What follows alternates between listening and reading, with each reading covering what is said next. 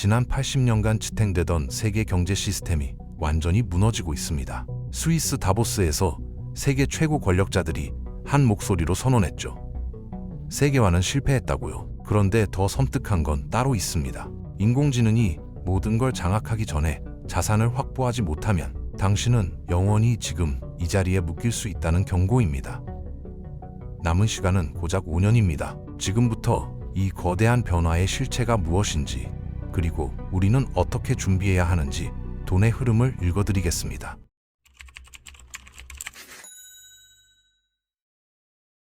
(2차) 세계대전 이후 세계는 하나의 룰로 움직여왔습니다. 중국은 공장이 됐고, 일본은 제로 금리로 돈을 풀었으며 유럽은 소비자 역할을 했죠. 미국은 달러라는 무기로 이 모든 걸 통제했습니다. 석유를 사려면 달러가 필요했고, 달러가 필요하면 미국의 룰을 따라야 했거든요. 이 시스템은 완벽하게 작동했습니다. 적어도 지금까지는요. 미국 기업들은 엄청난 돈을 벌었고 투자자들도 행복했습니다. 하지만 대가가 있었죠. 미국의 공장들은 해외로 빠져나갔고 중산층은 무너졌습니다. 일자리는 사라졌고 미국이 만드는 건 달러와 기술뿐이었습니다. 그런데 이제 게임이 끝나가고 있습니다. 중국과 러시아를 포함한 여러 나라가 자기들끼리 새로운 시스템을 만들기 시작했거든요. 그리고 이들은 이미 너무 강해져서 미국이 무력으로 막을 수도 없는 상황이 됐습니다. 3차 대전을 각오하지 않는 한은요. 다보스에 모인 세계 권력자들의 결론은 명확했습니다. 세계화는 미국 노동자들을 버렸고 유럽은 에너지를 남에게 의존하다 힘을 잃었죠. 일본은 미국 국채를 팔아치우고 있고 달러 수요는 줄어들고 있습니다. 그렇다면 이제 누가 권력을 나눠 갖게 될까요? 크게 4개의 세력이 싸우고 있습니다. 첫 번째는 금융세계주의자들이죠. 이들은 국가에 충성하지 않습니다. 블랙록, 뱅가드, 스테이트 스트리트가 정점에 있고 이 세 곳이 관리하는 돈만 수십조 달러에 달합니다. 이들의 진짜 힘은 투표권에서 나옵니다. 당신이 블랙록에서 ETF를 사면 그 돈으로 블랙록이 기업 이사진을 선출하는 투표를 대신하는 거예요. 2025년 데이터를 보면 블랙록 고객의 89%가 투표권을 행사하지 않았습니다. 결국 블랙록이 대신 결정하는 거죠. 이게 왜 중요하냐면 이들은 법을 만들 필요도 없고 군대를 가질 필요도 없기 때문입니다. 돈의 흐름만 조절하면 모든 기업 CEO가 알아서 따라오거든요. 돈이 들어오면 회사가 커지고 빠져나가면 회사가 망하니까요. 그런데 이 금융 권력 안에서도 경쟁이 있습니다. 자산운용사와 은행이 서로 다른 게임을 하고 있거든요. JP모건의 제이미 다이먼은 자신을 세계주의자라고 부릅니다. 지금 시스템을 유지하고 싶어 하는 거죠. 그래서 은행들이 원하는 건 중앙은행 디지털 화폐입니다. 현금이 사라지고 민간 결제 시스템이 커지면 은행의 힘이 약해지거든요. CBDC는 은행이 살아남기 위한 마지막 카드예요. 하지만 여기에 강력한 경쟁자가 있습니다. 바로 암호화폐 세력이죠.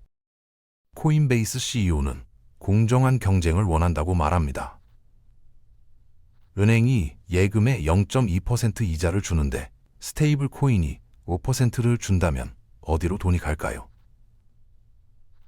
문제는 누가 더 많은 돈과 로비력을 가졌느냐입니다. 지금까지는 은행이 압도적이었죠. 두 번째 세력은 주권주의자들입니다. 푸틴, 시진핑 같은 지도자들이죠. 이들은 세계화 게임에서 이길 수 없다는 걸 압니다. 그래서 아예 안 해요. 대신 자기 나라 자원과 산업을 통제하는 걸 선택합니다. 푸틴은 러시아 석유를 엑손모빌이 파는 걸 원하지 않습니다. 시진핑은 서방 자본보다 국가 통제를 선호하고요. 이들은 주식시장 수익률 따위는 신경 쓰지 않습니다. 대신 질서와 통제를 원하죠. 세 번째는 기술주의자들입니다. 이들은 효율과 네트워크만 중요하게 여기죠. 재미있는 건 기술주의자들이 가장 위에 있지는 않다는 겁니다. 돈은 금융 권력이 쥐고 있거든요. 하지만 세계화가 무너지면서 이들의 힘은 커지고 있습니다. 마지막은 군산복합체입니다. 이들의 힘은 무력과 정보기관에서 나오죠. 불안정할수록 그들은 번창합니다. 하지만 사실 이들은 정부가 아니라 금융 권력의 부하에 가깝습니다. 이 거대한 권력 싸움 속에서 일론 머스크는 섬뜩한 예측을 내놓았습니다. 앞으로 5년 안에 AI가 모든 걸 할 수 있게 되면 그때까지 자산을 확보하지 못한 사람은 영원히 지금 자리에 묶일 거라고요. 지금까지는 내가 돈이 없어도 남들보다 더 열심히 일하고 좋은 아이디어를 내면 계층 이동이 가능했습니다. 비효율이 존재했기 때문이죠. 하지만 AI가 모든 걸 효율화해버리는 세상에서는 다릅니다. 이미 자산을 가진 사람은 기하급수적으로 부자가 되지만 노동만 하는 사람은 영원히 그 자리에 머물게 됩니다. 즉, 사다리가 걷어차지기 직전이라는 겁니다. 이게 바로 K자형 경제의 본질입니다. 미국 데이터를 보면 상위 10%가 전체 소비의 절반을 차지합니다. 하위 80%는 겨우 37%만 쓰고 있죠. 연소득 17만 5천 달러를 기준으로 완전히 다른 세상이 펼쳐지는 겁니다. 위쪽 사람들은 파티하고 여행 다니지만 아래쪽 사람들은 조심스럽게 살고 있습니다. AI는 이 격차를 더 벌려놓을 겁니다. 웹사이트 만들고 코드 짜고 주식 분석하고 콘텐츠 만드는 일을 AI가 다 하게 되면 어떻게 될까요? 누구나 쉽게 할 수 있게 되면서 오히려 돈 벌기는 더 어려워집니다. 상위 계층에게는 축복이죠. 그들의 돈이 더 생산적으로 변하니까요. 하지만 하위 계층에게는 저주입니다. 해결할 수 있는 비효율이 사라지면서 올라갈 기회 자체가 없어지거든요. 한 경제평론가는 이렇게 말합니다. 한국은 이미 선진국이 됐고 선진국은 노동으로 돈을 버는 나라가 아니라고요. 우리는 아직도 열심히 일하면 잘 살 수 있다는 착각 속에 살고 있습니다. 하지만 미국과 일본을 보세요. 제조업은 쇠퇴하고 금융과 자산시장만 커집니다. 한국도 이제 금융자본주의 단계로 진입했어요. 정부는 위기 때마다 돈을 풀고 화폐 가치는 계속 떨어집니다. 40% 이상의 달러가 2020년 이후 만들어졌습니다. 중앙은행이 국채를 사들이며 유동성을 쏟아부은 거죠. 결과는 뭘까요?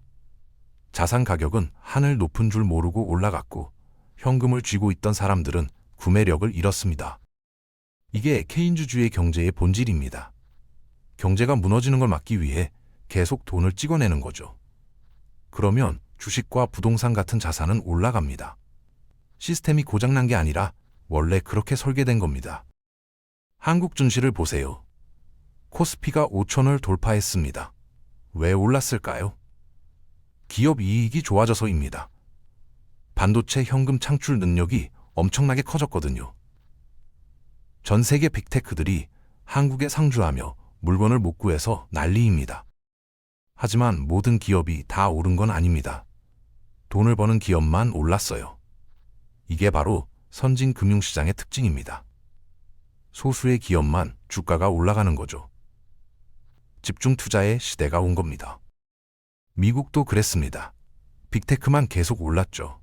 애플, 코카콜라 같은 기업들이 수십 년간 올라왔어요. 한국도 이제 그런 시대에 접어든 겁니다. 돈 버는 기업은 더 많이 벌고 못 버는 기업과의 격차는 계속 벌어집니다. 그렇다면 우리는 어디에 투자해야 할까요? 정부가 찍어낼 수 없는 것과 진짜 돈을 버는 기업입니다. 첫째, 희소성 자산이죠. 비트코인이나 금처럼 절대적 수량이 정해진 자산들입니다. 비트코인은 오스트리아 경제학파의 관점을 보여줍니다.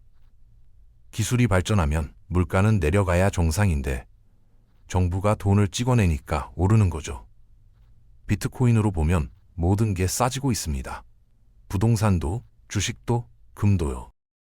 둘째, 숫자가 증명하는 한국 기업입니다. 단순히 테마주를 쫓지 마세요. 세계화가 끝나고 블록화되는 세상에서 한국이 잘할 수 있는 분야를 봐야 합니다. 현대차를 예로 들어볼까요? 미국 공장에서는 인건비가 어마어마합니다. 국민 소득이 8만 달러가 넘는 나라거든요. 그런데 현대차는 로봇을 활용할 수 있습니다. 보스텀 다이내믹스가 있으니까요. 생산성 차이가 나는 거죠. 조선업도 마찬가지입니다. 전 세계에서 배를 제대로 만드는 나라가 많지 않아요. LNG 운반선을 만들 수 있는 나라는 더욱 적죠. 미국이 에너지를 팔려면 이 배가 필요한데 한국만이 만들 수 있습니다. 한국은 반도체도 있고 조선도 있고 케미칼 산업도 있습니다. 대만보다 훨씬 산업이 다양해요. 미국과 중국이 분리되면서 자유진영 내에서 생산 역할을 한국이 잡게 된 겁니다. 하지만 주의할 점이 있습니다. 숫자가 없는 기업들의 장밋빛 미래만으로 폭등하고 있다는 거예요. 로봇 관련주가 난리인데 정작 실적은 없습니다. 시총 1조가 넘어가는 회사들이 있죠. 이런 투자 심리 과열은 위험합니다. 그래서 포트폴리오의 중심은 기업 이익이 뒷받침되는 곳으로 가져가되 현금도 20에서 30%는 확보해야 합니다. 5천을 넘어갔지만 6천을 바로 갈 것 같지는 않거든요. 변동성을 감안해야 합니다.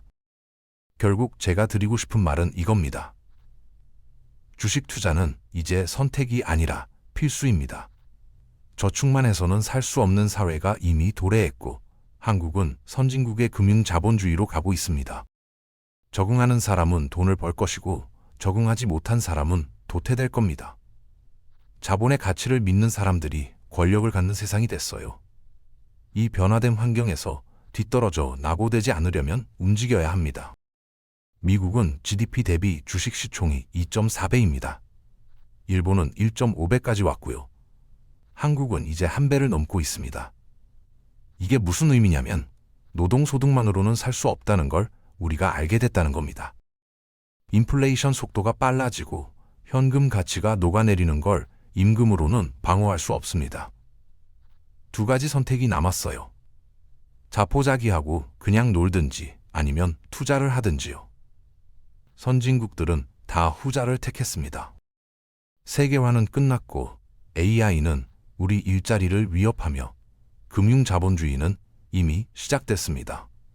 이 거대한 파도 앞에서 휩쓸려 떠내려갈 것인지 파도에 올라타 새로운 기회를 잡을 것인지요. 한국은 반도체와 조선으로 자유진영의 핵심 생산기지가 될 수 있습니다. 하지만 동시에 미국과 중국 사이에서 줄타기를 해야 하죠. 우리는 에너지의 대부분을 수입하고 안보는 미국에 의존합니다. 유럽이 에너지와 안보를 남에게 맡겼다 힘을 잃은 것처럼 한국도 같은 위험에 노출돼 있습니다. 차이가 있다면 우리에게는 기술이 있다는 거죠. 이 카드를 어떻게 쓰느냐가 중요합니다. 디지털 화폐 전쟁에서 한국은 어느 편에 설까요? 미국과 중국 사이에서 계속 줄타기를 할 건가요? 우리 기업들은 토큰화된 자산 시장에서 주도권을 잡을 수 있을까요? 그리고 가장 중요한 질문입니다. 당신은 남은 5년 안에 어떤 자산을 확보할 건가요? 이 새로운 게임에서 한국이 승자가 되려면, 그리고 당신이 낙오되지 않으려면 지금 무엇을 준비해야 할까요? 당장 눈앞의 기회도 놓치지 마십시오.